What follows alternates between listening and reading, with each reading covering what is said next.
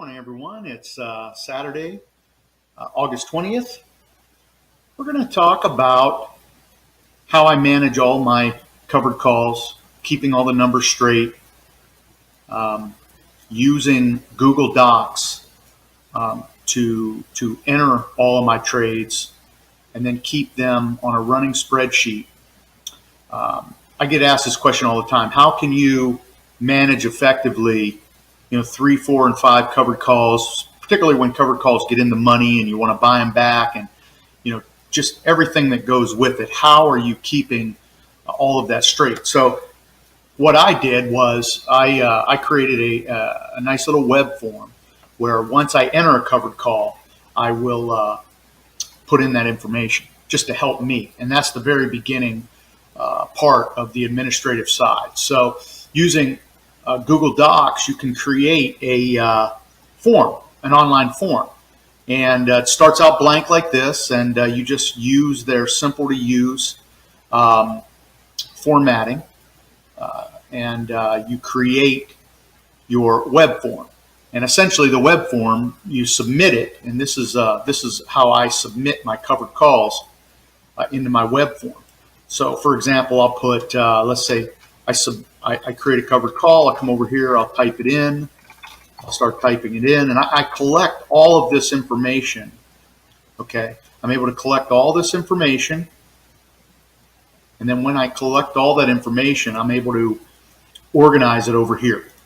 And this is my sheet here, where I'm able to see my profit and loss, regardless if I'm in the money, out of the money, options expire, so on and so forth. I'm also able to keep notes. Like in this case, I have the July 15th. I didn't keep good records on this trade, but I do know that I made $119 on it. I bought back the option. I didn't sell the shares. I wrote a bigger option. So it's real important to keep track of everything, because once you start writing 4 and 5 covered calls a month after month after month, this really starts to get uncontrollable. I also have a nifty little buyback calculator here.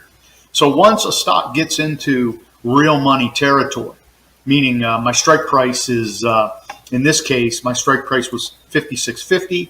Microsoft had risen to $57.62. I'm thinking about buying back the covered call so I can capture the premium as the real money. I've talked about this before. As the real money and the premiums start to converge, which they will, you get this difference here. Okay? And the difference is then going to reflect in the premium you get to keep. So I could then buy it back and write another covered call. They call that hitting a double or a triple in the same month. I manage that through Google Docs. I create the spreadsheets, and I just diligently put the information in my spreadsheet.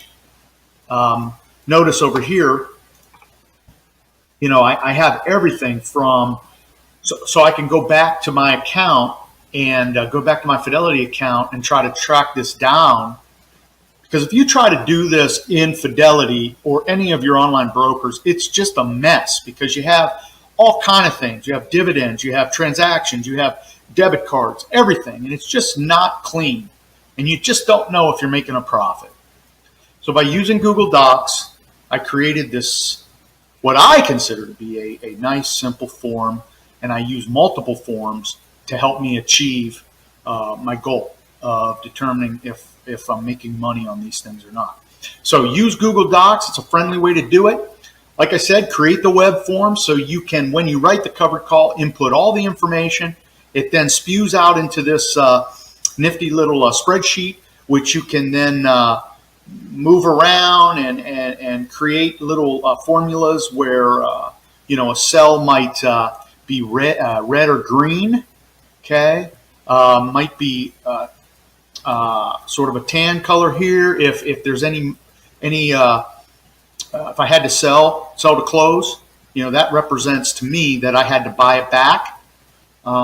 So again, it's a good way to do that. So if you're beginning covered call writing, look into this. Look into creating your own little spreadsheet. And hey, until next time, I hope all your covered calls are profitable.